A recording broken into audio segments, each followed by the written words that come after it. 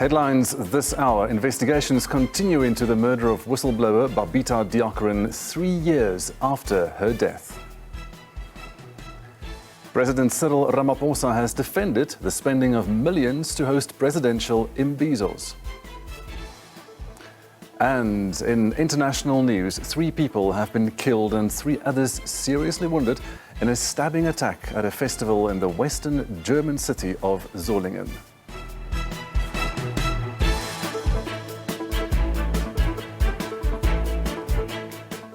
Good afternoon. Welcome to Week in Review, live from our SABC News studio in Johannesburg. In the next 2 hours, we will review some of the biggest stories of the week. I'm Gustav Freiling, and we invite you to share your comments or ask your own questions. Give us a call on our studio number. It's 011 714 0680, 0681 or 0682.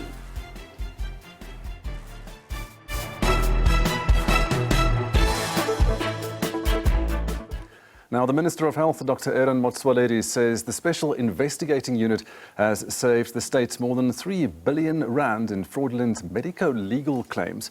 Motsoaledi was briefing the media alongside the head of the SIU's advocate Andy Motibi on the preliminary findings of a major investigation into multi-billion rand medico-legal claims. This probe, initiated after a surge in medical malpractice lawsuits against health departments nationwide, was authorized by President Cyril Ramaphosa under Proclamation R74 of 2022.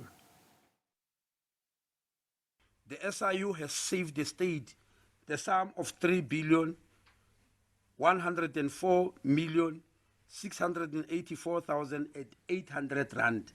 This money will have been paid if the SIU did not come in. It has been saved for the department.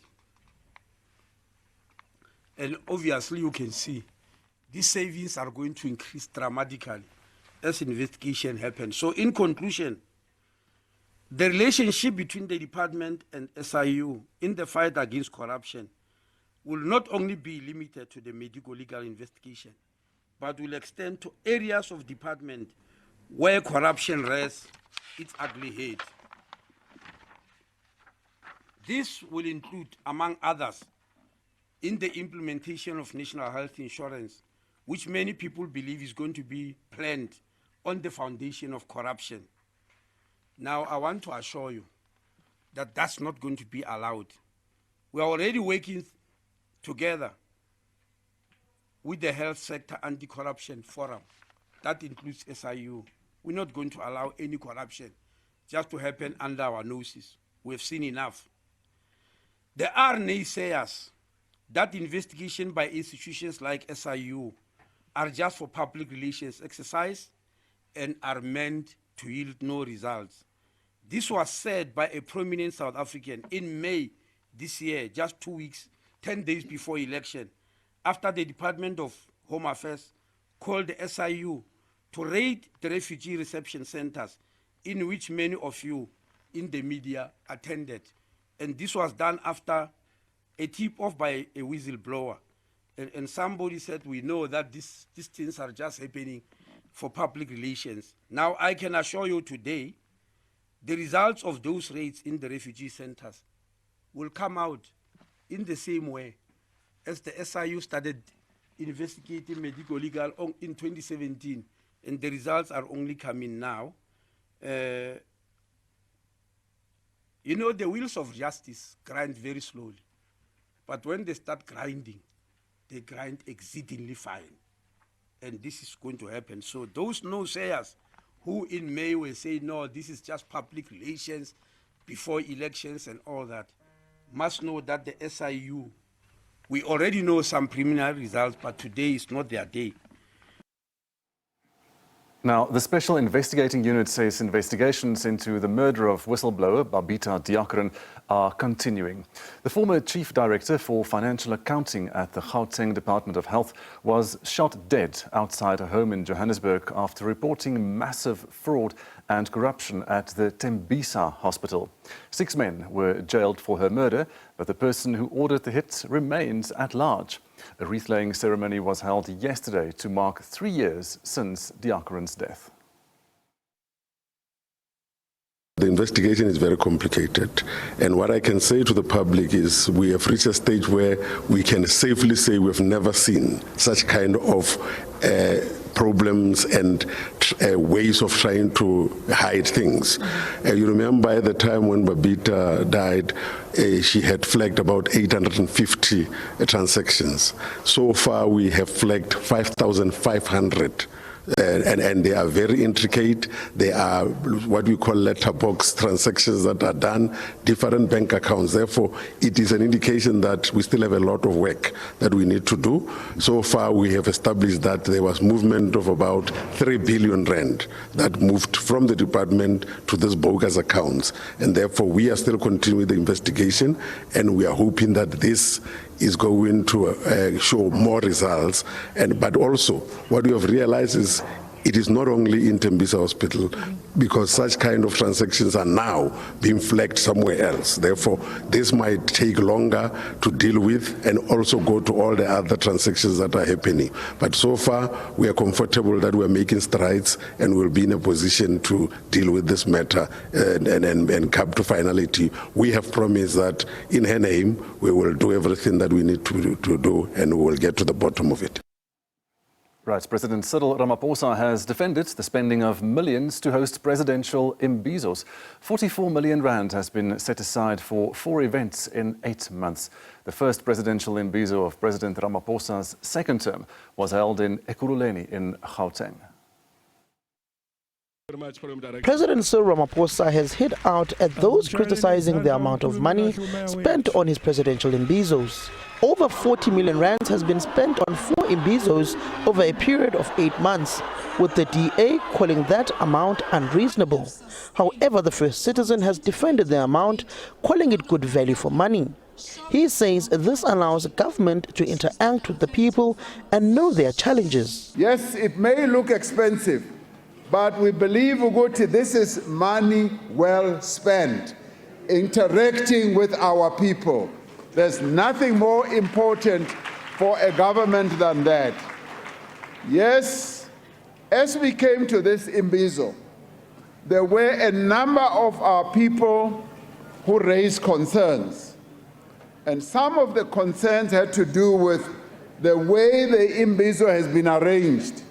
They raise concerns ukuthi they feel excluded, or some of their business, not only opportunities, but their business contributions could have been given a chance.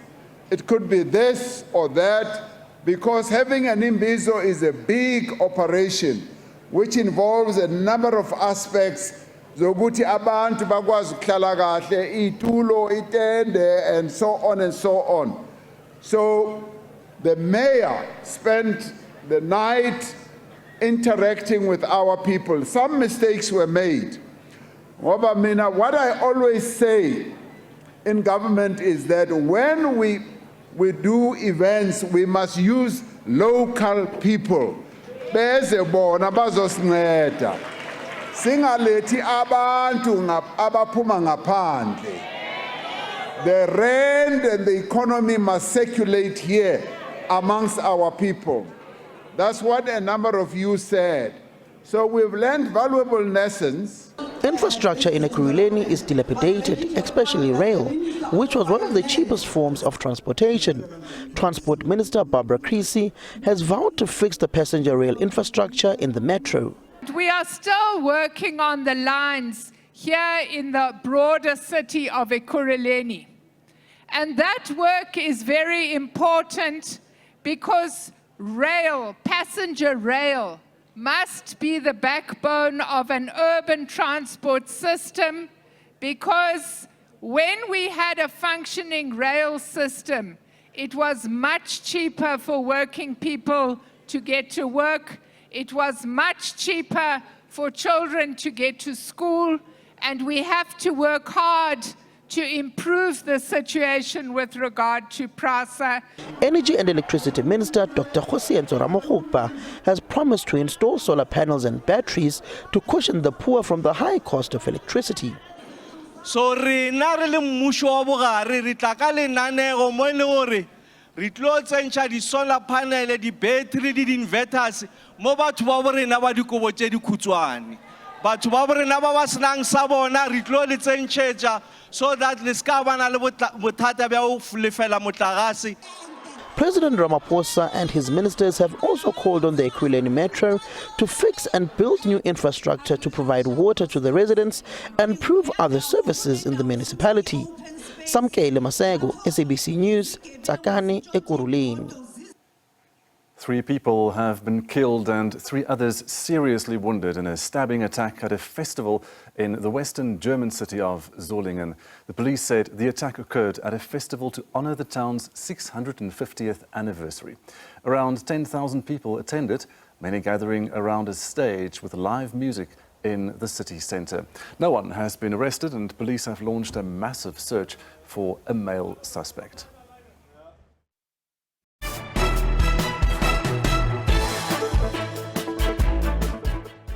Welcome back. Floyd Shivambu has been announced as the Umkhonto weSizwe Party's national organizer. This comes after Shivambu's departure as the deputy president of the EFF last week.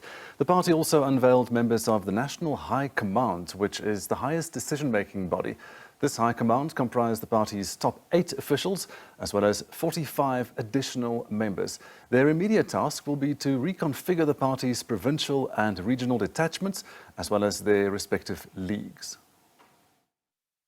The national organizer is one and only Nico Floyd Shivambu. After his departure from the EFF as second in command, Floyd Shivambu will now be tasked with political education, the development of the MK Party organizational documents and guidelines, as well as policy and research, amongst other tasks in the MK Party. Shivambu says he did not betray anyone but chose to defend the revolution when he decided to join the MK Party. On Monday, EFF leader Julius Malema lambasted party members who, in his view, silently betrayed the party for what he described as greener pastures. Because revolution is the content of what we're standing for. It's not just, no, if it's me, you are betraying me. You know, some people will say, you are betraying me. Where does that enter? And you don't even once suggest that I'm betraying the revolution. I will never betray the revolution. Because we're not in the business of trying to please each other's egos here. We're in the business of building a revolutionary movement that is going to emancipate the black majority and Africans in particular, and we're unapologetic about that. That is what we stand for. And President Zuma, when he was inducting all of us yesterday, he says that we might be friends and we might think we're friends, but friendship won't apply here. MK Party leader, former President Jacob Zuma, lauded Shivambu for being an honest politician, but also sought to clarify what he meant when he said he would die in the ANC. Precisely because that organization was established by those people, some of us will respect that organization which was established by our ancestors. Because it was correct, it was true, it was defending the nation. Now, if then the leaders of that organization at a given time turn away from what was given to all of us, they are actually undermining our ancestors who were correct and undermining the organization itself, which is our tool to liberate ourselves. And some of us were said, I'm leaving the ANC because it has gone out of the way. It's no longer the ANC we know. This is the Ramaphosa ANC. The party says for now it will not convene an elective conference because it will undermine the party's unity and progress as an organization. The party would not be drawn into commenting about the litigation brought about by its expelled members of parliament or the fraud case against its leader by the expelled party founder Jabulani Khumalo. Instead, it says the matters are sub judice. Natasha Piri, SABC News, Johannesburg. Right, to discuss this further, we are now joined by the political analyst Dr. Levi Ndo. Dr. Ndo, good afternoon and thank you so much for being with us today. Good afternoon to you, Gustav. Good afternoon to the viewers at home. Thank you for having me. What do you think of this new MK party leadership, this high command? Well, I think because the MK party has just been formed a few months ago, it will be good that they start to take shape and have a proper structure that has to run the affairs of the party. Though it could be seen as an interim structure, of course they need to start somewhere. And I think they're starting on the right footing of having something established that can be able to ensure that the activities of the party are properly coordinated. The MK party appears to be trying its best to go all out and get the people that can make a huge difference in the party. Hence, we are seeing announcements and some people moving into the party, and they are being valued and they're given responsibilities. It is part of the building up of the party up to a stage where when the leadership is convinced that everything appears to be in order, then they can talk about other stages that have to follow within the party. Let's talk a bit more about these structures. Some of the news headlines said that Jacob Zuma will now have unfettered control over the party with no elective conference in sight. He mentioned concerns then around vote buying. How do you see this party operating according to structures? And do they have to? Do they have to be exactly the same as other parties? I think it depends on where one stands. Former President Jacob Zuma is having all the powers that he has now because we've got an interim structure, and also because most people could have gone to the party because of former President Jacob Zuma. Indeed, even though there is a discussion about the right owners of the party, former President Jacob Zuma appears to be having all the powers in the party, and that should be seen as something that is in the interim.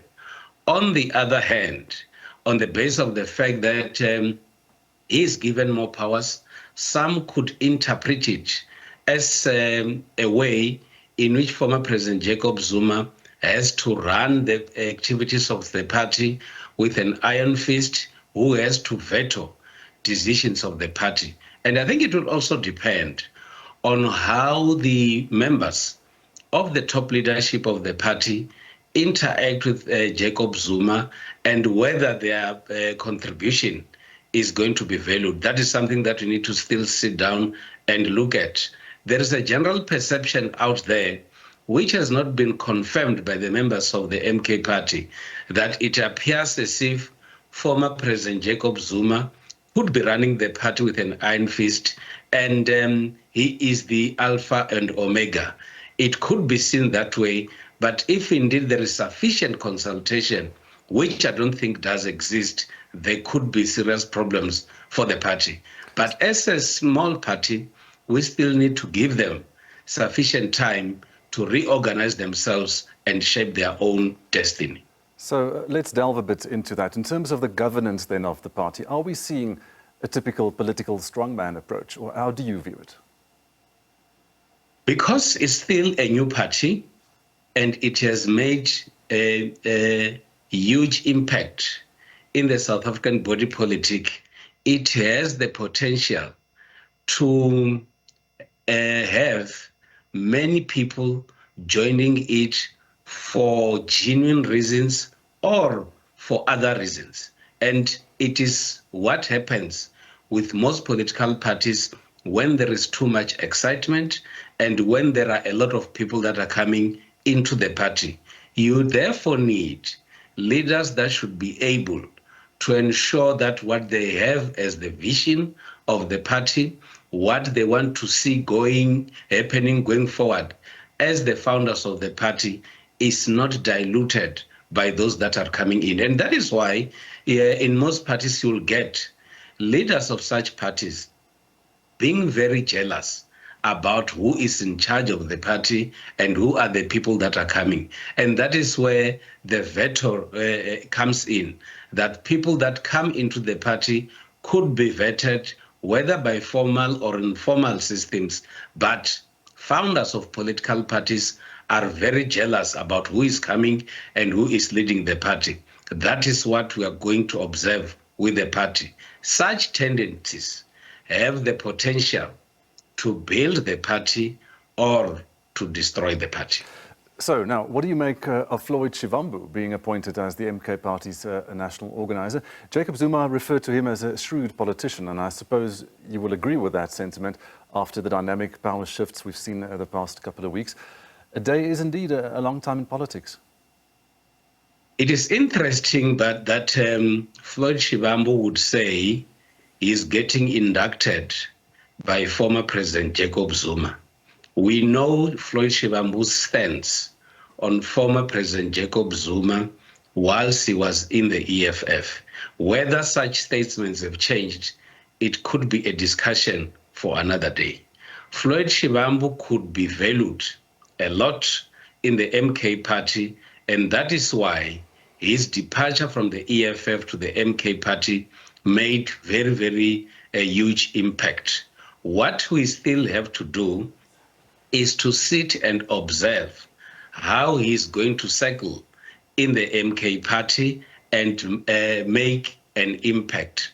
Whether he's going to get support from other members of the MK party who have been there in the past, who contributed in taking the MK party to be the third supported party in South Africa, is something that we still have to wait and see. But at the same time, Floyd Shivambu has to know that there is a culture in the MK party, and that is why it is clearly announced that there are certain powers that are only given to the leader of the party, Mr. Jacob Zuma. So his conduct in the MK party has to be totally different from his conduct whilst was in the EFF, because in the MK party, he's in the new environment, he's in the new party, and he's in the party that has a potential, and it has demonstrated to do so, that people can be deployed and in a very short space of time, they could be removed. So he should know that he's getting into a party that has such tendencies. Let's talk about that, because the disgruntled MPs, one of the headlines said there is an environment of fear and the members are afraid of being axed now as the revolving door keeps turning. Many of these members resigned from their jobs, of course, to be able to become MPs. And one political commentator we spoke to earlier in the week said this could even be illegal and that the IEC and the electoral courts should be approached for clarity on how you deploy MPs from party lists and so on. How do you view the plight of these MPs now? I think this provides us with a very good lesson about those who love to choose politics as a career, that there are many risks associated with abandoning your responsibilities or your jobs and wholly wanting to depend on the political office. It is not only in the MK party where people have been removed from their offices. Floyd will know better that even in the EFF where he's coming from, other people were told to resign their positions because of a number of other reasons.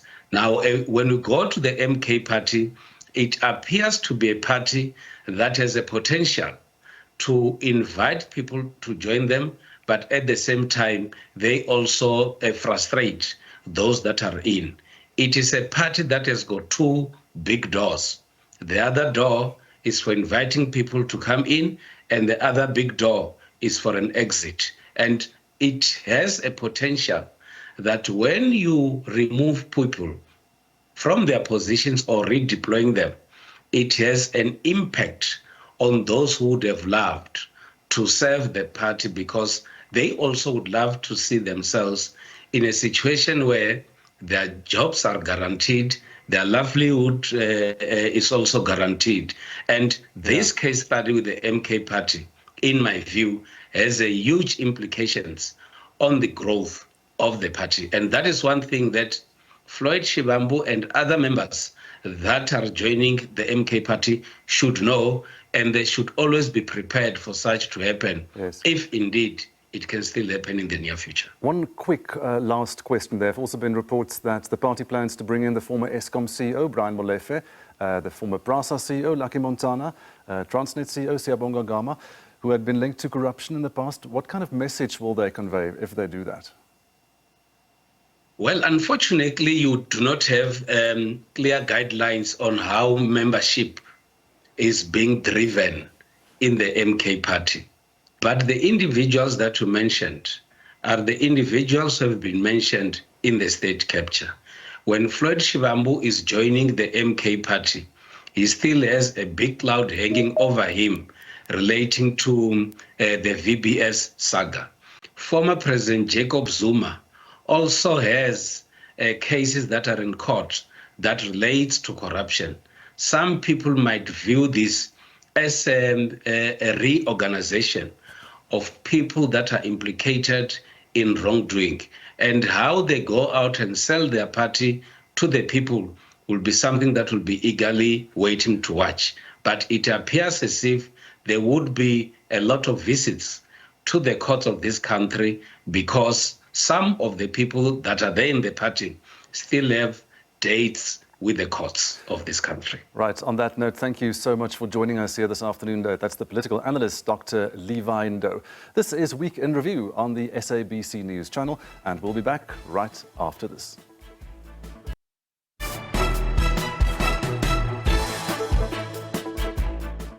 Welcome back. Now, today we are tackling a critical issue that affects us all, the surge in impersonation fraud, forged documents and money muling cases in South Africa.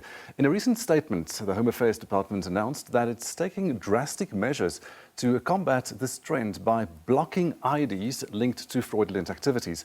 But what does this mean for you, and how can you protect yourself from falling victim to these crimes?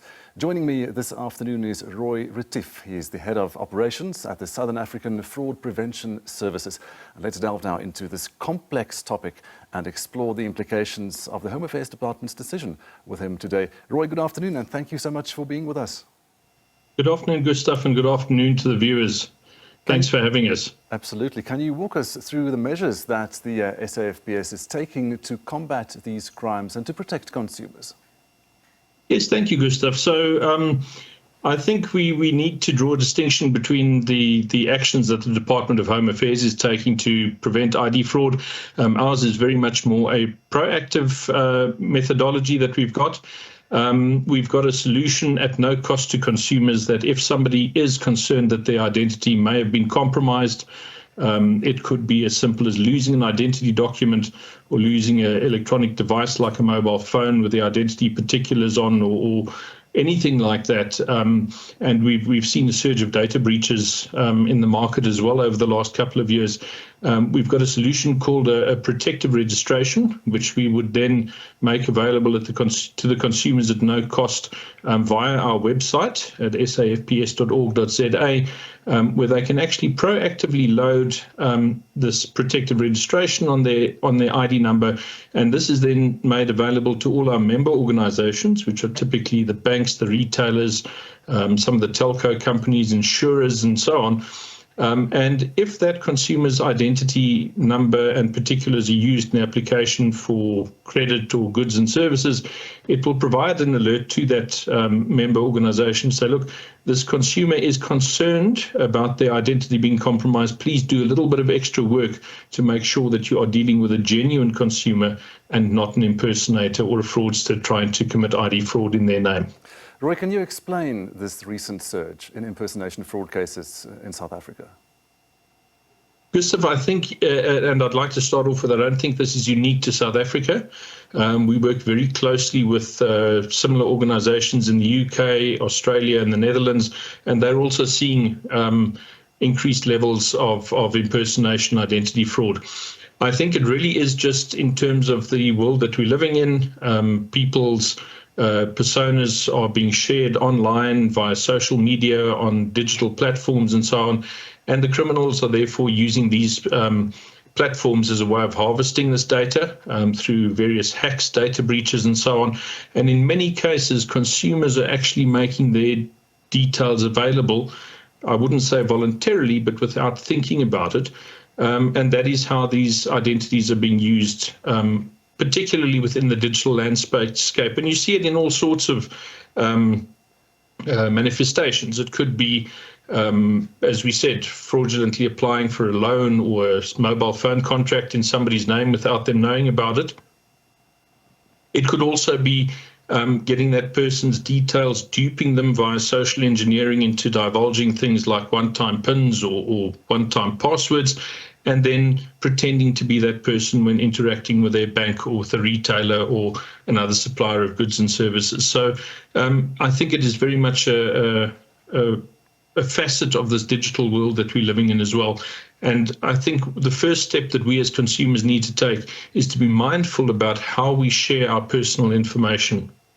Okay, so how does impersonation fraud then affect individuals and businesses in terms of consequences that we perhaps don't even realize? Well, I think the primary one is that these criminals are applying for financial services and consumers' names that they're not aware of. I beg your pardon. It could be that your identity is used and a fraudulent retail clothing account is open for you, and the first that you become aware of this is when the retailer starts doing collections follow-ups because the account hasn't been paid in, for example, 6 months. And it's then that the consumers realize that, hang on, I've now suddenly got a retail account that I never opened. I never went near that retailer. And somebody has actually gone and run up an account for many thousands of rands in my name. It is not necessarily the end of the world, but typically that consumer would have to go and make representations to that retailer. They would then do an investigation to make sure that they are dealing with a genuine consumer. And in most cases, those accounts are written back and the debt written off and the consumer is restored to their previous position. But it becomes a very time-consuming and arduous process because these criminals don't necessarily just start at, or stop at one credit provider. They will use that fraudulent identity as many times as they possibly can within the shortest possible time. And it becomes a really big problem for consumers to try and rectify this because it is time and effort on their part to try and resolve these issues. And it does affect people's credit worthiness. And I think if I could offer one tip to consumers out there to try and prevent this is we've got a piece of legislation known as the National Credit Act in South Africa. And one of the aspects of this legislation is that every consumer in South Africa is entitled to one free credit report with each credit bureau on a yearly basis. And I'd really encourage consumers out there to make use of this service. It's not going to cost you a cent. You just need to register with the respective bureaus. And when you draw that credit report, you can actually see where credit inquiries have been done on your name at various credit providers. And for example, if you see that a loan application has been done at a bank that isn't necessarily your bank, there's a very good chance somebody could be trying to impersonate you, and you can then contact that bank and say, look, I've noticed this, please can you look into it? And in that way be more proactive about trying to uncover where our identities are being used fraudulently. Roy, let's talk about Home Affairs. How does the Home Affairs Department's decision now to block IDs linked to fraudulent activities impact the fight against impersonation fraud? Gustav, I must out of the block say that I cannot comment on the part of the Department of Home Affairs, but I do believe that this was done for a reason. We do know that there are a number of fraudulent IDs doing the rounds there, and I think this is the mechanism that they are using to try and get rid or to bring that to the surface. I would suggest that in the press statements that Home Affairs have given out, they've given consumers the opportunity to contact them and make representations. And I would suggest that if a consumer finds himself possibly affected, that they follow that route. But I do think that it is a step from Home Affairs' point of view to try and address this issue of fraudulent IDs out there. And then what role do the financial institutions play then in preventing and detecting the impersonation fraud? Gustav, the financial institutions across the board, and these are certainly this is certainly the perspective we get in engaging with our member organizations, which, as I said, are typically banks, retailers, and so on, are definitely doing as much as they possibly can to prevent identity fraud. You'll notice that a lot of them are now making use of biometric verification to identify consumers and to ensure that they are dealing with who they think they are dealing with, so that the person in front of them is the legitimate individual. And many of them are doing verifications against the Department of Home Affairs. So they are trying to do the best they possibly can, but appreciably, if you have got identities that were issued through corrupt means at the source, that isn't necessarily going to be identified when they do these verifications. And I do think that this is possibly the reason that the Department of Home Affairs has embarked on this initiative to try and clear the system of those identities as well. Roy, what can we do? How can consumers and businesses report these suspected impersonation fraud cases? Firstly, as I said, we've got our protective registration solution. SAFPS has also got a scams awareness website that we've launched about a year ago to help educate consumers about the different types of scams that they can fall victim of, especially when it relates to things like identity fraud. And the website is entitled www.yima.org.za. There is a mechanism there for consumers to report scams or where they've been victims of identity fraud. However, I must stress this is purely for statistical reporting. They would still need to report this with the relevant law enforcement authorities as well from a criminal perspective.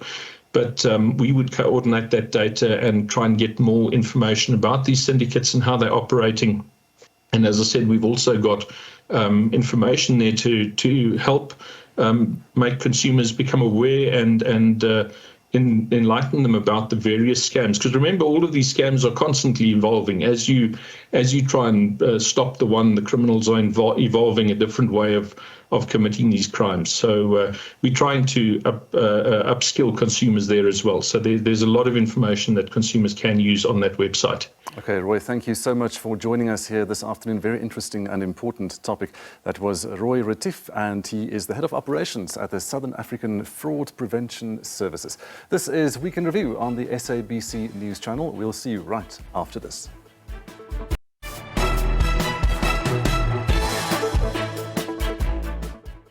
Welcome back. Right, consumer inflation has continued to move downwards, closer to the midpoint of the Reserve Bank's target range of 3 to 6%.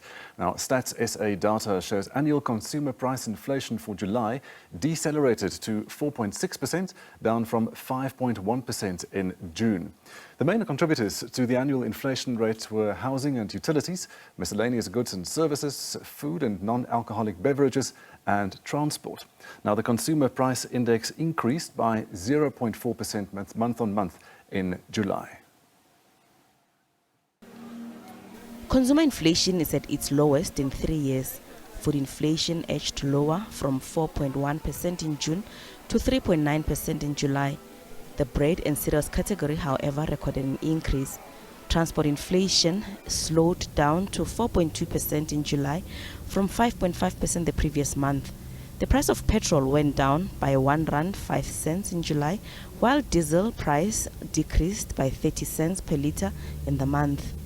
Products with the largest annual increases in July include rice, up 21.3%, frozen pizza and pies, up 11.6%, and SEMP, up 6.9%. Maize meal rose by 5.1%. On a positive note, bread flour, cake flour, pasta and macaroni are all cheaper than a year ago. Meat carries the largest weight of all the food groups in the inflation basket, just over a third of household spending on food. The price index for meat recorded a monthly decline of 0.4% and an annual rise of just 1%. Hot beverages continue to witness high inflation rates.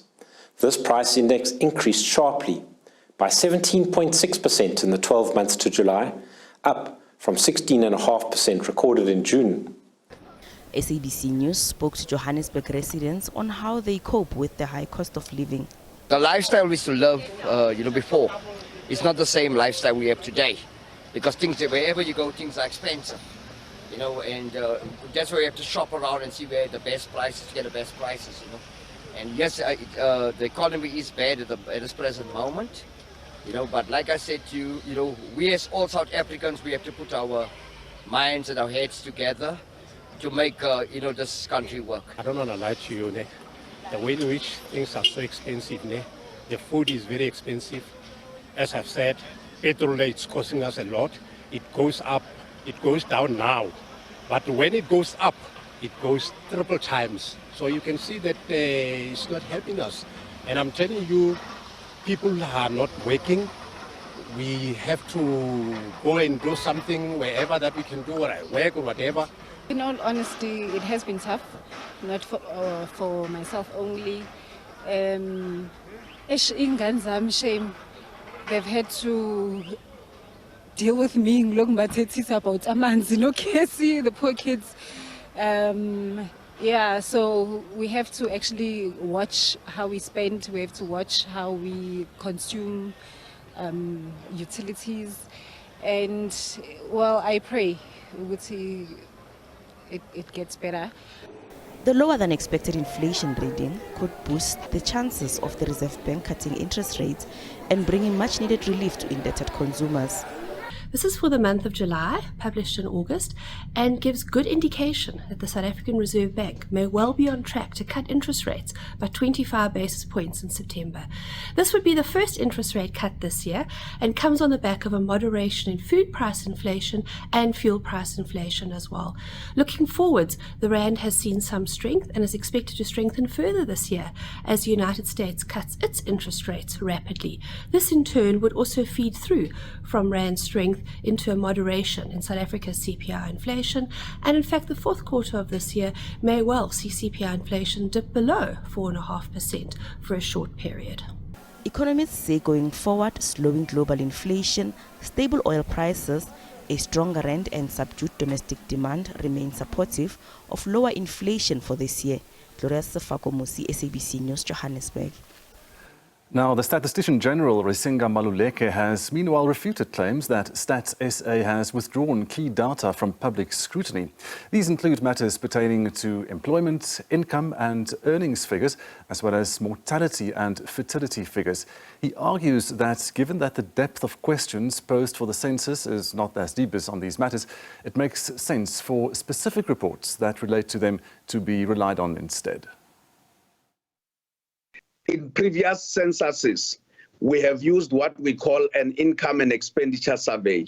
And as of now, between 2023, January and December, we conducted the income and expenditure survey, and will be coming out this year because income and expenditure will give us better measure of poverty.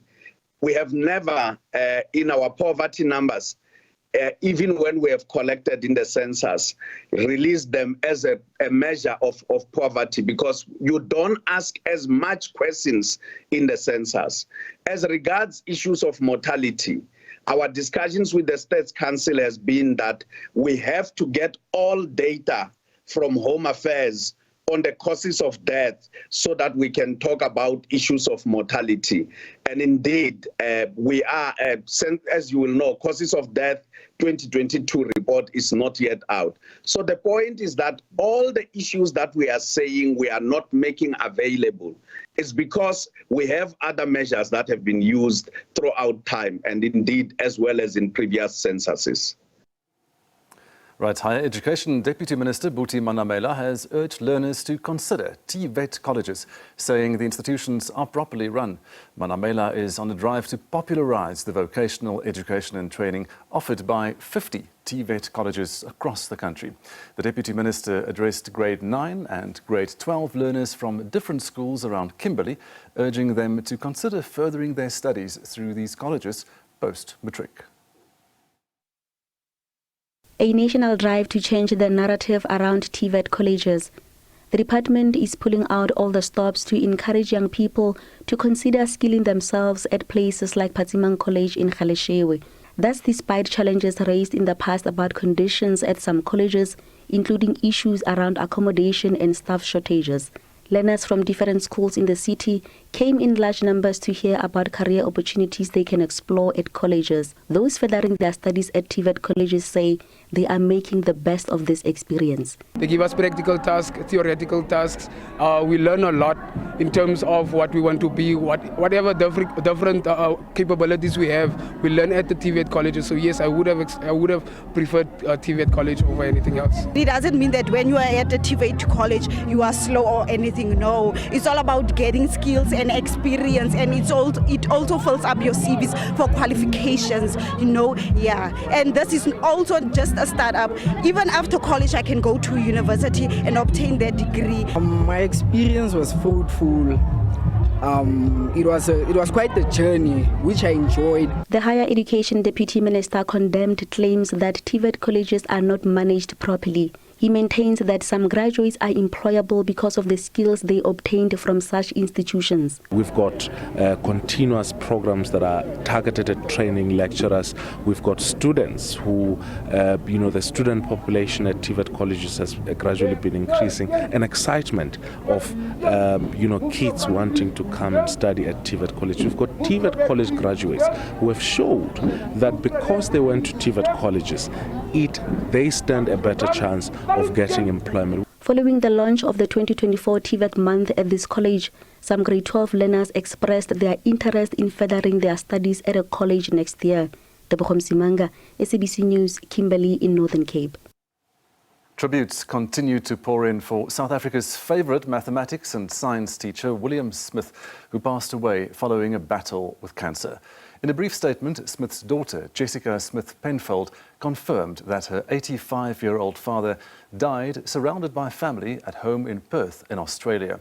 South African Democratic Teachers Union's General Secretary, Dr. Mugwena Maluleke, described Smith as a pioneer in the education sector. He added that Smith was more than just a teacher. He was a trailblazer who turned television into a vast classroom, reaching millions of learners across South Africa. In 2019, President Cyril Ramaphosa awarded William Smith with the Order of the Baobab, Silver, in recognition of his services to teaching and demystifying mathematics and science. The national orders are the highest awards that South Africans can receive. President Cyril Ramaphosa has paid tribute to Smith. William Smith's passion for his curriculum and for the success of those he taught in classrooms, at matric, camps and on TV benefited millions of young South Africans even before our transition to democracy and the dawn of a new dispensation of equal education. May his soul rest in peace. Satu says Smith will be remembered for breaking racial barriers and bringing knowledge to all South Africans. The South African Democratic Teachers Union, SATU, expresses on behalf of its members heartfelt condolences to the family of William Smith. William Smith is a renowned mathematics and science teacher who has offered his lessons on long distance to students and teachers. We celebrate his life as teachers of South Africa and as the Union for his contribution and as a hero of our country. Smith inspired many people. He helped me pass my matric, my maths. He was one of the good person that I've ever come across when it comes to maths. He used to assist, with if you don't understand anything, go to the TV, which used to come, I think, after school every day. And then you would sit in front of the TV and you would just listen to him. His lessons were a beacon of hope for students who had no other access to quality education. 180 degrees is the number of degrees of a what? Straight angle. Njabulo Shabangu, SABC News, Johannesburg. You're watching a Week in Review here on the SABC News channel. Stay with us, the news will continue at the top of the hour.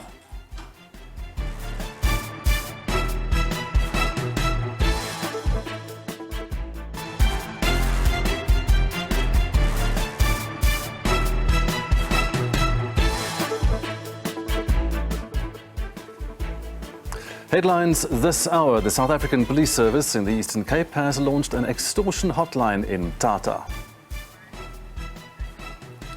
The EFF leadership is visiting regions in KwaZulu-Natal this weekend in a bid to establish what led to the party's loss of support in the general election.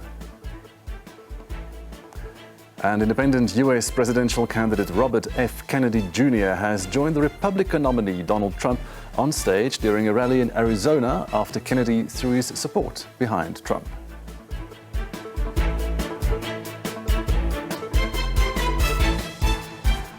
Welcome back. You're watching Week in Review here on the SABC News channel. We are live with you from our Johannesburg studio. I'm Gustav Freiling. Good afternoon, and remember that you can join our discussions. Give us a call on our studio number and we may just speak to you.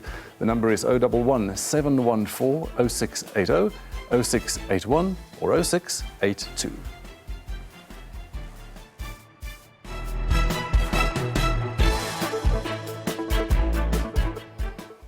Now, the EFF has traditionally drawn significant support from students and the youth, but recent election results show a sharp decline in their backing. In the May general elections, the party's support in KwaZulu-Natal plummeted from 10% to just 2%, securing only 2 seats in the provincial legislature. Now, this weekend, party leader Julius Malema and senior members are meeting with regional representatives across the province to evaluate the party's performance and chart a path forward. Our SABC News reporter Nonhlakani Pomogwaza has more. We are at the Durban Exhibition Centre where the Chief in Command of the EFF, Mr. Julius Malema, is expected to come and address the ground forces of the party here in the province. Of course, this is his second day here in the province. Yesterday he met with the CCT, the Central Command team at Umhlanga, where he was going to address issues that were affecting the EFF here in the province. Of course, we have the national spokesperson, Ms. Leanne Matthias, who will be telling us more about what happened and what is expected to happen here today. Ms. Matthias, thank you so much. We do understand that the Chief in Command, Mr. Julius Malema, is expected to come here today. Can you just briefly tell us the purpose of his visit here? So the Commander-in-Chief, Julius Malema, so we have resolved as the Central Command team that we will be having what we call regional general assemblies across the KZN province, and that's following our decline in the 2024 national and provincial elections. So we want our votes back, and we want to increase our votes. So the mandate is that we must go and we must listen to our branches. So we can't make a plan on top as the Central Command team without knowing what happened. So this is an opportunity for us to, we'll be meeting with our branch leadership, and we're going to listen to them until they can't talk anymore today. So generally it's a listening meeting for them to tell us what went wrong, what did we miss, what's the vibe on the floor, on the ground rather, and on Monday, the War Council will convene, which is our working committee of the Central Command team, and we will consolidate the reports from all 11 regions. Today we have 6 regions sitting across the province, and tomorrow there will be 5. We will consolidate the report, and then we will map a way forward for KZN. We're getting our votes back. You do understand that yesterday we also met, and the meeting ran up until the wee hours of this morning. Do you perhaps have an inkling of what is expected to come up today? Well, our meeting is our normal general Central Command team meeting, which we have every 3 months, and when we need to process reports, etc. So no, it wasn't a special meeting about people who have left the building. I mean, obviously, the President gave his political input, and there was, discussions around there. And it was an opportunity for our Central Command team members to, have the environment and the safe place to express whatever it is that they're feeling. We're always told that we are a cult because we don't go public and go run our mouths on social media or on media, but we have a safe space to do so. So that was the space yesterday. But outside of that, that was part of the discussion, but it wasn't the entire discussion. Our Secretary General Marshal Dlamini presented a very detailed election report. So that was a good 3 hours of reading word for word and going through that. The report had to be also adopted, and then we processed some other issues and stuff. Remember, we also have a National People's Assembly coming up in December, which is going to be held at NASRAC. So we had to do our preparations for that, adopt the theme, and those sorts of things. So yeah, we're back, we're working, and it's not anything new or something that we have been doing. And I guess in the media, people will read more into it than they normally do, but that was what the meeting was about. It's not unusual for our meetings to end so late. But also yesterday, it was normally our Central Command team meeting is 2 days. The first day we go through, our president will give us his political overview, and we engage that extensively. And then the next day it's organizational reports and engagements, and if there's any disciplinary matters to process. But so it was kind of action-packed, hence we finished so late. So there's no juice. Thank you so much. You're welcome. That was National Spokesperson Ms. Leanne Mateus telling us that they are here to meet with the ground forces after the drastic decline of the EFF from 8% holding almost 10% seats in the KZN legislature to dropping drastically to just 2%, just getting 2 seats in the legislature. They're saying that they're here to find out from the ground forces what exactly, where things went wrong and what they can do to improve their chances of regaining those votes. As you heard from Leanne, she is saying that they are here to get back the lost votes and more. Right, in Mpumalanga, police have called off a raid on illegal mining in Pilgrim's Rest due to a lack of manpower. The historic town has become a hotspot for illegal mining.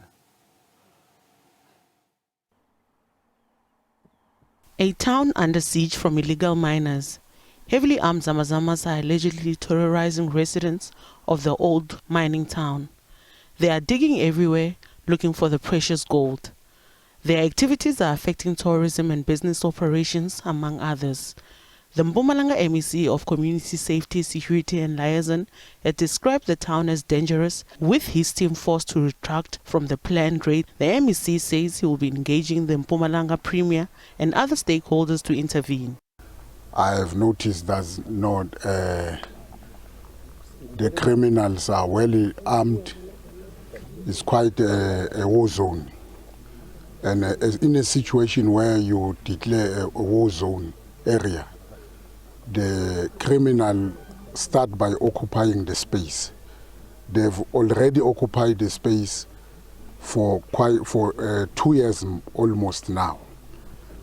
Then they are being housed. What's up shocked me is that they are being housed in our state house, to be specific, the Department of Public Works houses.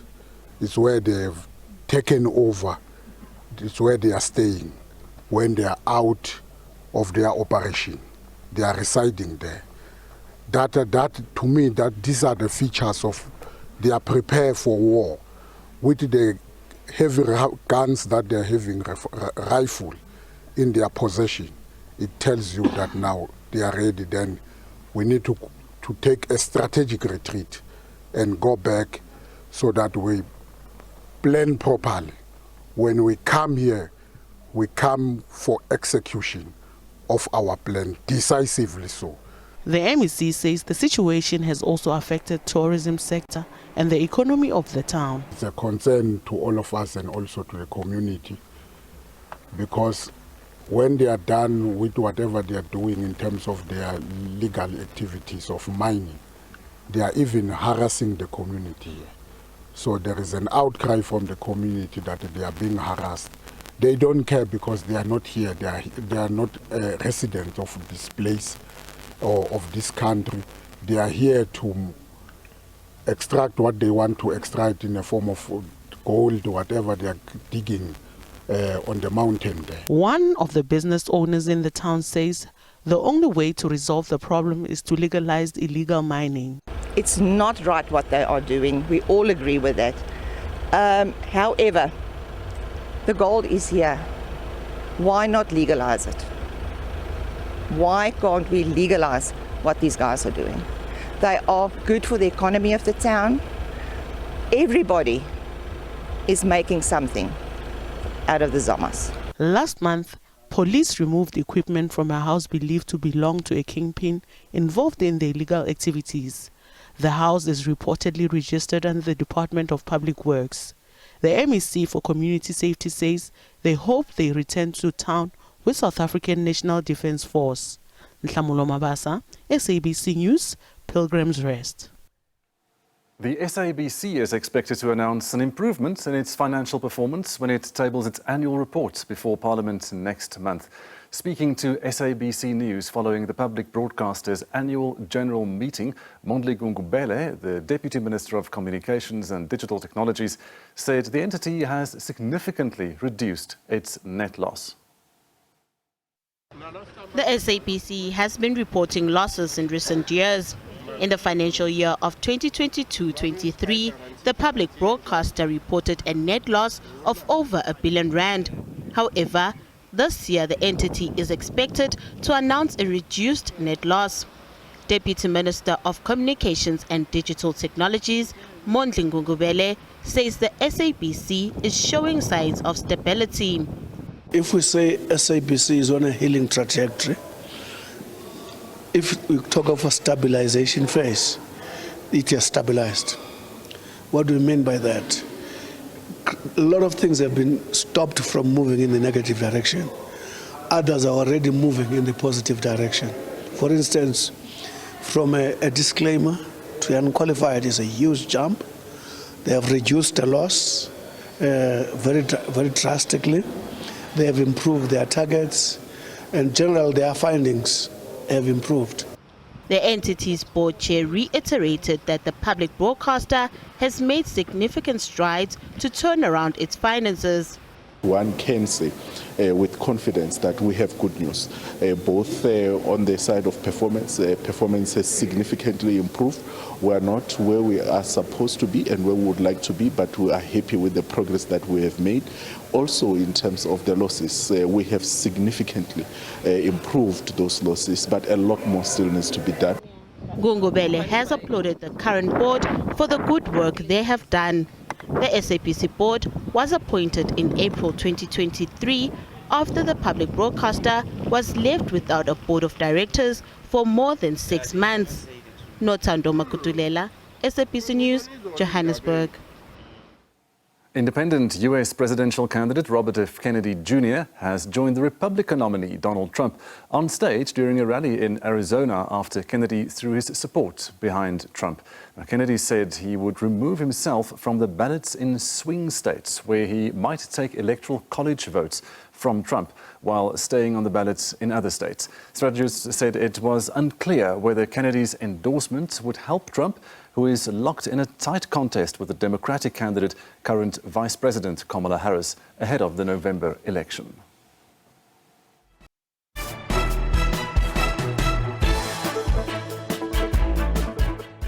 Welcome back. The South African Police Service in the Eastern Cape has launched an extortion hotline in Mthatha. It is one of the attempts to gather information and gauge the extent of the problem of so-called protection fees in this province. Businesses and residents in the Mthatha area have raised concerns over protection fee demands, which they say are forcing some businesses to close. Extortion is a concern in the Eastern Cape. Over the past 2 years, there have been sporadic extortion cases reported in different parts of the province. In Mthatha, businesses have been shut down. Cargo trucks and courier vehicles that are refusing to pay the protection fee are allegedly hijacked. This has also affected schools in the Mthatha West. This has prompted both national and provincial government to intervene. For the 2021-2022 financial year, there were 6 cases of extortion that were reported. For the 2022-2023 financial year, we had 4 cases reported. For the last financial year, 2023-2024, there were 14 cases reported. Now, one can see that the numbers are increasing, but that the figures are not what we hear and what the public out there is feeling. And I want to ensure anyone who feels threatened to talk to the local police that what we are arranging today is that these cases be reported at the provincial headquarters in Zwelitsha. Police are encouraging people to make use of the hotline in order to curb the challenge of extortion. This new extortion hotline, which is 082-387-1561. If you can join me, 082-387-1561.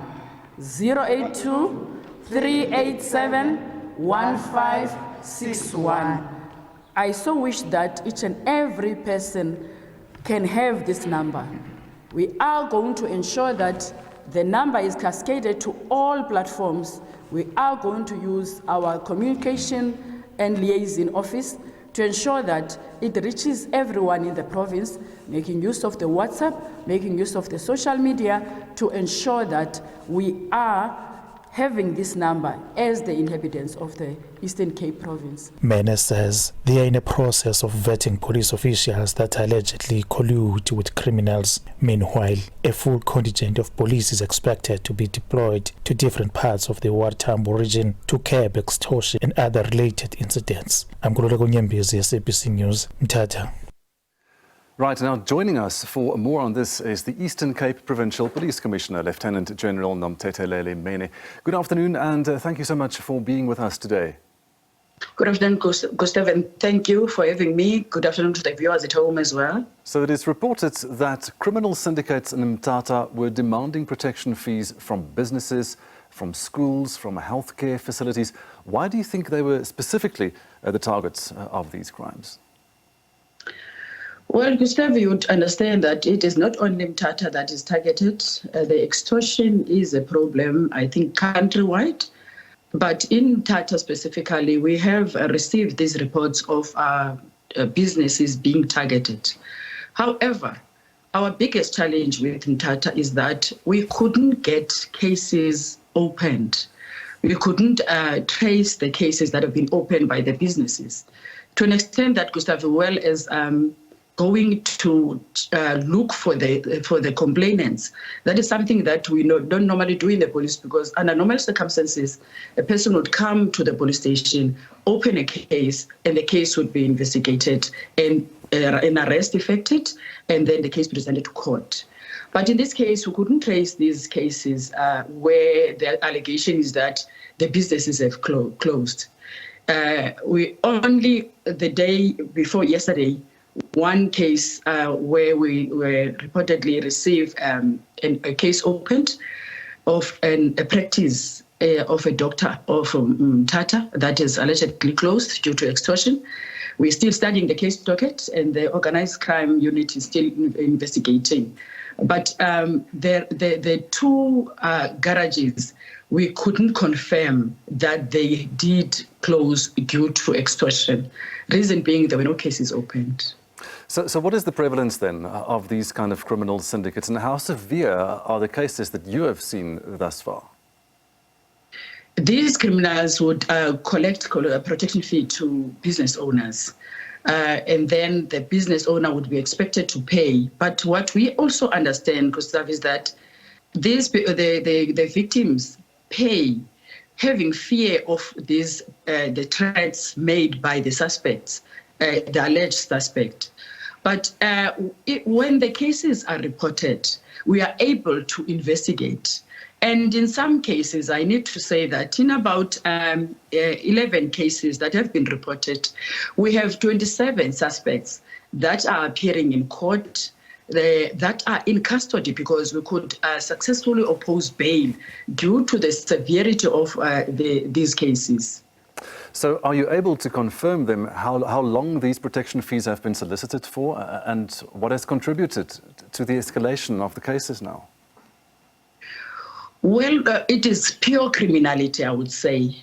You would remember that, as I've said, it is not only in our province, but it is because the suspects saw it as an easy money-making when it comes to extortion, because the victim would fear first of reporting the incident.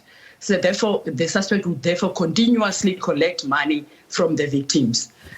So that is the most contributing factor. It is a fear factor because the victims know who the extorters are, but because they fear them, they then fail to open cases. But that becomes a problem for us because then we cannot investigate what we don't know.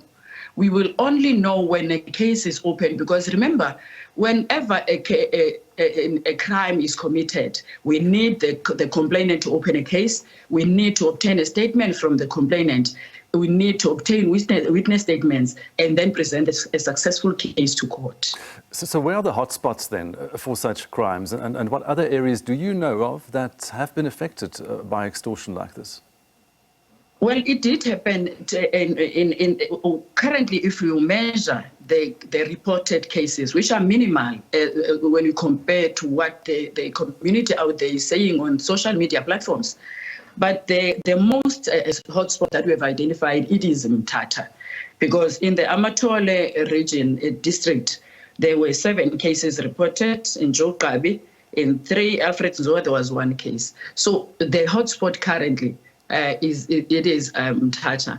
But it becomes difficult for us to say it is a real hotspot when you look at the number of cases being reported. Because when you measure in crime, Gustav, you have to map your crime.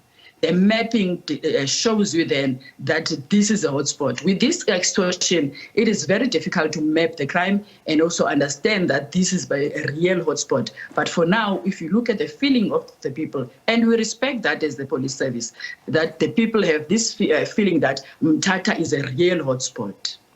So how do these criminal syndicates then operate? And how do they convince the people that they should be paying to be protected?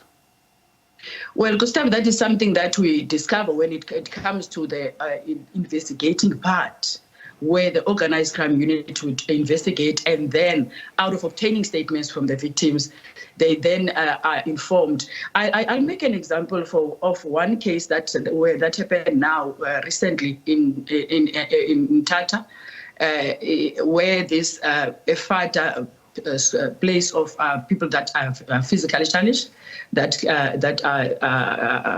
are staying in a specific place. Now, these people would go and collect money.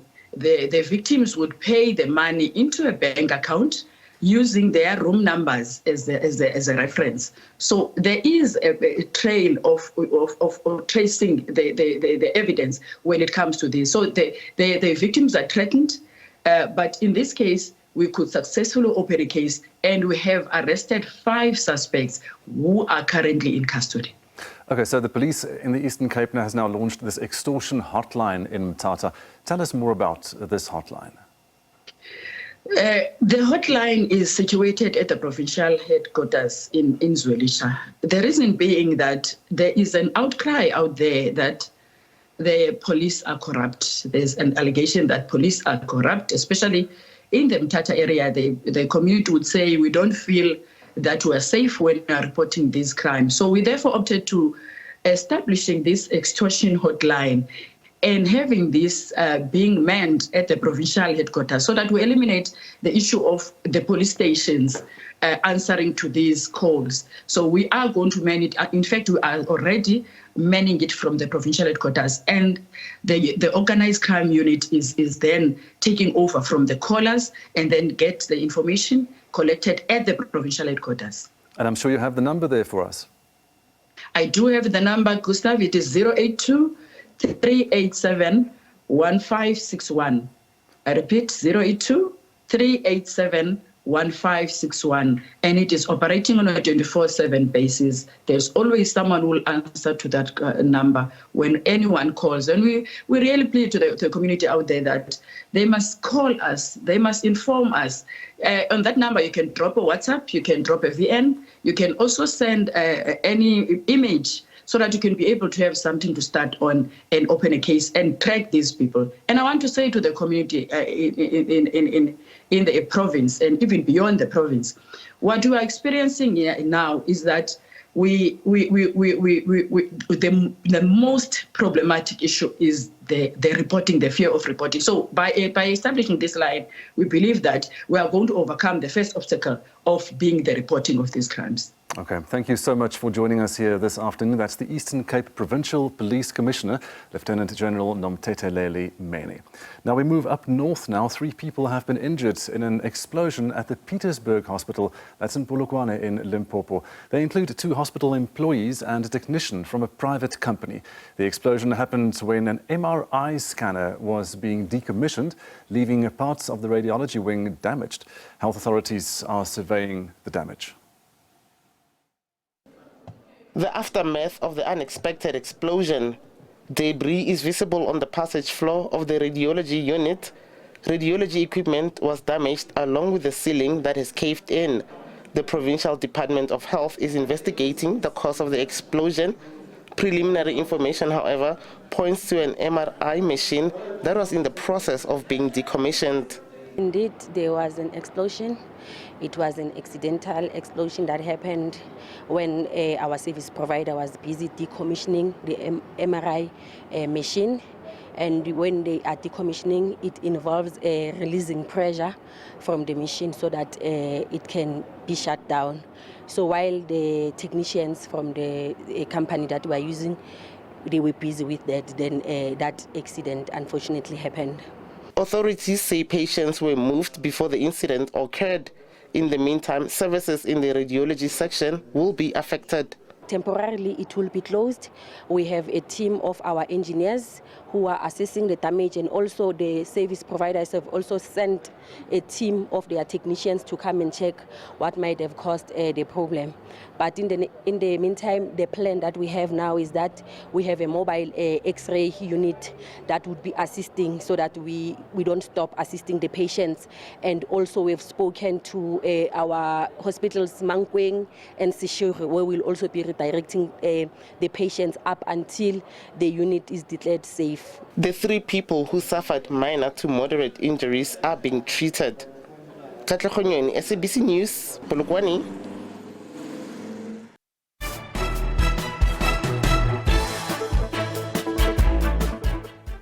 Welcome back. Now, Qatar Airways has announced a 25% equity investment and partnership with the South African airline Airlink. The announcement was made at a signing ceremony in Doha. The deal is expected to boost both airlines' offerings on the continent and the economies of their respective countries. Qatar Airways will appoint 2 members to Airlink's board of directors. The 25% stake in Airlink by Qatar Airways was purchased for an undisclosed price, set to bolster the Doha-based airline's Africa growth strategy. We've been in discussion with the team of Airline for a few months, and we felt that it is time to take this partnership to the next level, which basically in line with our strategy to cover more destinations and to enlarge our network in Africa. Airlink flies to 45 destinations and 15 countries on the continent and wants to increase its offerings globally, with the partnership expected to boost its capacity and expand its marketing reach. When one takes a look at the value add, it's not just about the equity, it's about the expertise, it's about the value systems, and it's about the global reach. And the reciprocation from an airline perspective goes about how can we consolidate, make more robust, and then build on the network that we bring to the party, if I can put it that way. It is already comprehensive. It could be augmented both in terms of strategy, more destinations within the network that we offer within the sub-region, and expanding. This stake will not require approval from the competition authorities. I think firstly, Qatar Airways will not be taking a controlling interest, not even a deemed controlling interest in the business. They will be a 25% shareholder, and they'll have 2 seats on a board of directors comprising 14 directors. So they'll have voting rights up to 25%, and I think that is firstly fully compliant with the 2 Civil Aviation Licensing Acts, the Act 60 of 1993, which is the International Air Services Act, and the Domestic Act, which is 115 of 1990. So it'll be fully compliant with the limited foreign ownership being 25%, and given the fact that they will not be taking a controlling stake, not even a deemed controlling stake, in terms of competition's regulatory approvals, there's no need to be filing with the Competitions Commission. The partnership between the 2 airlines will also align both carriers' loyalty programs, the Qatar Airways Privilege Club and Airlink Skybucks, with the hope of attracting more passengers. Expectations are that of growth in the aviation sector through the deal, the opening of the African skies and collaborations on better connectivity on the continent and the globe for both Qatar and the South African economy. Katlego Logodi, SABC News in Doha, Qatar. Right, many women in South Africa still encounter obstacles and commercial limitations that hinder their ability to participate in the mainstream economy. They face barriers that prevent them from progressing, notably in farming. The Khodiso Development Fund and the Gauteng Agriculture and Rural Development MEC, Vuyiswa Ramokgopa, hosted a roundtable discussion with the theme The Business of Being a Woman in Farming, unpacking challenges and opportunities for women in agriculture. Now, the purpose of the event was to raise awareness of some of the difficulties that women encounter in the agricultural sector, while also teaching them about sustainability and the business of farming. Ramokgopa emphasized the importance of training for both commercial and agriculture abilities. So to discuss this, we are now joined in studio by Tsehu Selepe, who is the head of agribusiness at the Khodiso Development Fund, and Brenda Mlilo, who is a farmer. Good afternoon and welcome. Thank you so much for being with us in studio today. Afternoon. So let me start with you, Tsehu. Let's talk about this roundtable discussion that was held this week. What was the main objective of that? So it was mainly just to bring awareness that there are women in farming, there are women that are looking for opportunities in farming, and they need to be recognized, and they need assistance, and they need to be supported. And just to also highlight to the farmers that support is there. They just need to reach out and communicate.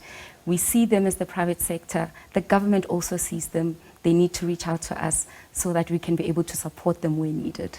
Brenda, let me ask you, you're the farmer here today. So tell us about the type of farming that you do and how did you decide to go into that? Okay, currently we're busy with grain farming, so we focus mainly on maize and soya. I got into farming because of my dad. He bought a farm in 2005, and then he sort of forced the whole family to work the farm. So we were all forced to work the farm in order to earn, pocket money. Mm-hmm. That's how I just got into it, and I grew a passion for it, and now I am full on invested in it. Farms are often family businesses. That's how it goes. In most cases, absolutely, yes. So tell us about your development fund there, then, and what is your core mandate there, and how do you then help women in farming? Okay, so the Khodiso Development Fund was founded by PepsiCo through the acquisition of Pioneer Foods in 2020. So the fund was established in 2021. So it was capacitated with 600 million, of which 200 million is towards education, 300 million towards agriculture, and 100 million towards enterprise development. So our mandate there is to enable farmers to commercialize. So we support small and medium businesses, which farming businesses, as well as provide access to, well-priced funding, or competitive funding to farmers. So what we do for women is we assist with pre- and post-investment. Pre-investment in the sense that we appoint business development service providers that help the farmers to put together business plan, assess their financials, check what operations are there on the farm, how efficient are they, do they have the sufficient equipment, do they need to get service providers to help them in the meantime while they're building their balance sheets. In a post-investment perspective, we provide business support for the farmers. As you know, like you mentioned earlier, that farming is normally a family business. Sometimes the farmers struggle to separate their personal lives and the farming. So we sort of help them to structure the farming into a business, because mostly that's the case where you find that some of the farmers are not able to access finance because there's no proper structures or business structures, there's no financials, there's no track record. So we come in to breach that gap, to formalize the business so that by the time the client, has worked with Hoodie, so they're able to walk into a financial institution and get access to funding. And not only that, we also assist them with, access to markets. So with the likes of PepsiCo, our funder, we help the farmers with access to the market. One of the biggest headaches of farmers is finding a market, because most of them really deal in the products that are perishable. So you need to know where you're going to take your product after the market. So just some of the value add that we do. That's fascinating to hear, and I suppose the farmers are hungry for that kind of assistance. Yeah. I mean, it's one of the videos that we played at the event that we had, one of the farmer quoted saying that, look, once Hoodiso Development Fund came in and assisted me, I concentrate on doing the right thing, which is making sure that there's a seed in the ground, there's a product that comes out, and that's all that I need to worry about, because my funding has been sorted, my paperwork is being sorted, I'm receiving the kind of support that that will help them scale. And that's the main aim, to help our farmers trade profitably and build their balance sheet so that they can be bankable. Let's talk about the obstacles in the field. I'm sure there are many. The weather, for instance, in your field, whether it's raining or not, whether it's raining too much and things like that. Also structural issues. What are you struggling with, for instance? I think before Hoodiso, one of our main structures was formalizing the business, as she mentioned, and to get the funding. So that's always, because with farming, you need such large sums of money to be able to procure machinery, all the implements that you're going to need. So after being part of the Hoodiso and getting the funding from them, some of those struggles have now been alleviated, and we're now starting to see a turnaround in our business. Do you think that the government is doing enough about this divide, this inequality? Look, I think more can be done. I think the government is trying, but there's still lots of work that needs to be done. And I think also just for women themselves, in the session that we had last week, one of my colleagues mentioned that, with our male counterparts, you're out of a job, you pick up the phone, I need a job, I need an opportunity. But for women, it's so difficult because we sort of judge ourselves before. Oh, what will Brenda think if I just pick up the call? I haven't called her in so long. But with our male counterparts, they don't talk for 2-3 years and pick up the phone, I need an opportunity. So female farmers need to just get into it and get confident in what they're doing. There's lots of help out there. I think women just need to constantly be reminded, look, the support is there. The likes of the Hoodiso Development Fund is there. Reach out to the government. There's wealth of information of stakeholders in the industry. Pick up the phone, use your internet, search for the information. If you knock on the doors and don't hold yourself back, you will receive support and you will scale up your business. You've got this. I suppose it's not only up to the government. So what other things should be done throughout the agricultural sector? Well, I think training is very important, and I think we need to think about what impact does agriculture really have. Just speaking from the fund perspective, Brenda is here as a farmer whom we have supported. But if you look behind of the impact that we have done, we're touching communities, right? So there's somebody who would be sitting at home and not having a job, but through the funding and everything else, we're able to feed communities. People are able to go and work there. I mean, the agricultural sector is one of the most, that is characterized by informal qualifications or people that don't have formalized qualifications. Those people are hireable and able to, earn a living. And beyond that, food security is a big issue as well. So, there's a lot that really can be done, and there's a lot of impact through supporting agriculture that we have. Children can be fed, and women are even able to take their kids to school. Back in the days, our grandmothers did farming just to feed families. And now when you get a woman in a farm where they're able to produce commercially, that feeds the nation, So I think it's quite important that, Brenda, which areas do you think need to be prioritized in terms of helping emerging farmers? Do you still see yourself as an emerging farmer or not? To some extent, yes, I still do see myself as that. But I would think in terms of which areas of focus, I would think more on education. I feel if I had the education background that's in farming, I would have maybe achieved some of the goals that I'm only starting to achieve now. I would have understood the processes. I wouldn't have struggled with trying to call whoever and whoever to sort of get that information. So I think if we could get a good focus on educating the young people so that we get them interested in it at a young age, and we make it as impressive as it can be now, so that everyone can want to be part of it. And how can that be done better, education and capacity building?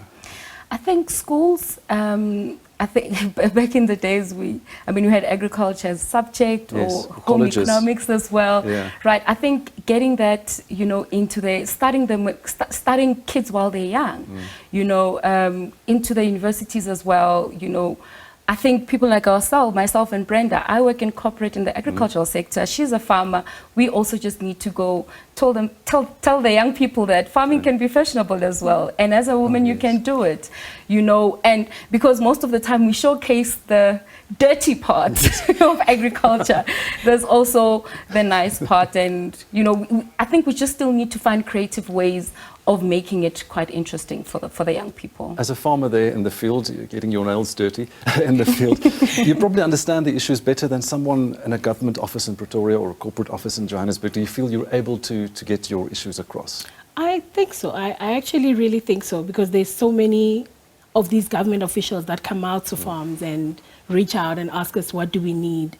I think even finding Khodiso, it was actually probably through a link of one of their meetings that they call for communities. You attend those meetings, you get information. So if you're out there, they'll find you. And you can also find them. How did you learn to farm? Did you go to a college or something? No, I did not. It's just on the farm every day, and just talking to our community neighbors and all the people around. That's how I would have gotten my skills. That's fantastic. So can I ask you to date, how much have you funded in terms of women in farming? So the fund in totality has invested 120 million to date. Like I mentioned, there's still lots of work to be done. We have funded women as well in the grain industry, in the raisins industry, and in the potato industry. So, Do you sometimes feel that you can't do enough, that you need more money, in a sense? Yes, that is why we leverage off stakeholders or our partners as well. We try, because 400 million or 300 million can only do so much. Agriculture is characterized by, you need a lot of investment in it. The equipment is quite expensive, and with technology now, it has become even more expensive, especially with the climate changes that we have. You really need to bring in technology into that, and that technology doesn't come cheap. So we work with partners to just make sure that we capacitate the fund so that we can reach out to many more. Like I mentioned, there's so much work to be done. Can I ask you a difficult question? What are your top 3 issues that you want the government to pay attention to, really? First off would be the education. Secondly, access to land for many women. I know there's a lot of women out there that would love to have access to land. And then thirdly, just let's make it fashionable. Let's advertise it more. Let's speak about more farming. There's a lot that can happen, and there's a lot we can be part of. Farming on TikTok. Farming on TikTok. Absolutely. So in your case, your route, the way that you got access to the land was through your dad then? Yes, he purchased the farm, but it was a very small farm. That's where we learned, and then now we've started renting the land. So hence I'm saying if we could get access to land, that will definitely move us up. And everybody's story will be different in that sense. Thank you so much for the two of you to being here with us today. That was fascinating. And good luck with the farm and the grain. I hope the weather holds up for you. Thank you so much. That was Tsecho Selepe, Head of Agribusiness at the Khodiso Development Fund, as well as our farmer here today, Brenda Mlilu. This is Week in Review on the SABC News Channel. We'll be back right after this.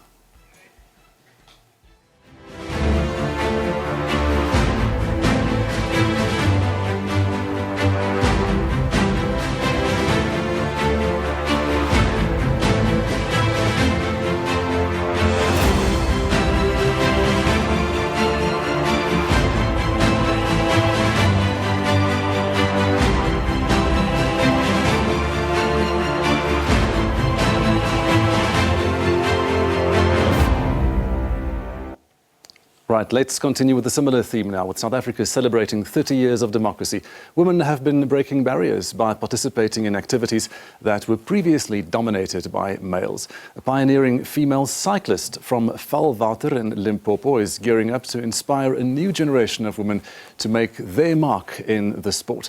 With her impressive collection of titles for women cycling, Lillian Barber is shattering glass ceilings and paving the way for future generations of female cyclists. SABC News reporter Koketso Motau and video journalist Llewellyn Carstens compiled this report. There is a saying, dynamite comes in small packages. 19-year-old Lillian Barber is proof of that. Barber is a trailblazing female cyclist who is making waves in the male-dominated sport. Though she is still young, she has a string of national and international titles under her belt.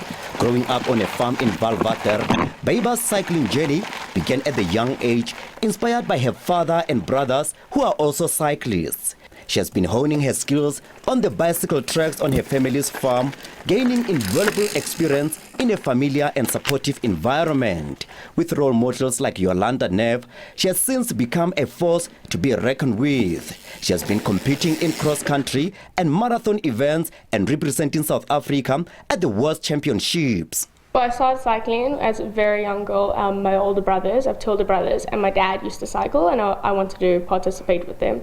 So we started marathon riding, and as we got older, we progressed to cross country. Started in the Limpopo School Series race, actually, down in Palabora.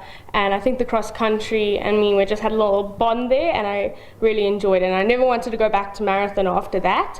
And inspiration-wise, I think my biggest inspiration growing up was Yolanda Neff. I always saw her on TV, and I was just like, I want to be like her when I grow up, and winning all the World Cups and stuff. And I think she started my inspiration, and I just wanted to build and build and build. And then I kept watching, and I think my main goal is to go to the Olympics. But I think one of the main challenges you face as a woman is lack of competition, especially in South Africa. There are more men to women. So overcoming the challenge was quite hard. I had to go overseas, and it's such a shock to the system going from South Africa, where you have like 2 or 3 competition, to 50 riders that every single one of them is at your level or above your level. So I think that is the biggest challenge in cycling in South Africa, especially in cross country. Not a lot of women compete the older you get. Luckily at a young age, there's still a few. Barber believes that women's cycling can be promoted and supported better through more events, sponsorship and training. I think when you get to a certain level, not even when you get to a certain level, but I think all the older women should try and inspire younger girls to get into cycling. And a lot of young girls look up to you, I think a lot, and a lot of people don't notice this, and that you get them into cycling. Like if you go there and they want to talk to you, I think you should just talk to them and try and inspire them as you go, and never critique or anything. I mean, I have been to certain races where men have been interviewed, and I finished the exactly same position in the exactly same age group, and I was not interviewed. So I think it does hurt a little bit that the men get more recognition, especially in coverage over on TV and stuff. It's not like the biggest thing, but also women's events are normally more early in the day, so there's less people to watch it. Yeah, it's quite a hard thing, but also we can't personally do anything about it, like as the athletes. But I think these days people are getting more and better at covering women's sport. So I think it's a couple more years and then we'll get hopefully even coverage. Conventional wisdom among cyclists holds that the rider, not the bike, is the decisive factor in a competition. However, Barber takes a different view, emphasizing the significant impact that a bike can have on a cyclist's performance. A lot of people say it's not about the bike, it's about the athlete, but I think at a certain level it's about the bike a little bit. Like there's a very big difference between carbon and aluminium. So I think when you get to a certain level, yeah, if you have a specialized versus if you have a Scott, it doesn't make a difference. But if you have a entry level bike versus a professional bike at a professional level, it will make a huge difference. So yeah, I think it is a little bit about the bike, but definitely about the rider. A big challenge for women is skills. The men have more skills than women, it's a known fact. And a lot of women, I think, need skills training. They don't think they need it, but I think we do need it to progress in our sport. Not even if you want to be a professional, if you ride around, you're a weekend rider, I think it's really important to have skills and the ability to ride over certain obstacles. Very important. It progresses you as a cyclist a lot more than people think, and just being able to do a little rock garden can take you to a whole different level. So I think that's a big challenge we face, is also a lot of people underestimate women and think, okay, they can't do that. But with the right training and the right skills, I think everyone will be able to do it. Although Beiba's father is supportive of his daughter's cycling ambitions, he acknowledges that nurturing a professional cyclist comes with a hefty price tag. Nevertheless, he urges other parents to encourage their children to participate in sports, emphasizing the value of unwavering support. The most challenging would probably be a financial. It's a very expensive sport, and to actually finance the sport and to make sure that she actually gets to a top level, because you can't do something half-heartedly. If you want to be a professional, you've got to really commit completely. And in order to do that, the financial strain on a family can be quite severe. So the way we sort of overcame those challenges was looking for sponsorship, and have got partial sponsorship from very generous people, and that's given her the opportunity and the ability to go and race overseas and race domestically at a high level. My advice to parents is to make sure that kids have fun on their bikes, and not to put too much emphasis on results, but just on the actual journey, building character in your child, and not actually expecting too much from them. Let that expectation and that drive come from them as an athlete, and just be supportive, and again, to keep it fun. Beiba is encouraging women to take up cycling. As she pedals her way to success, she's leaving a trail of inspiration for generations to come. I'm Koke Jomotao, SABC News, Valvater.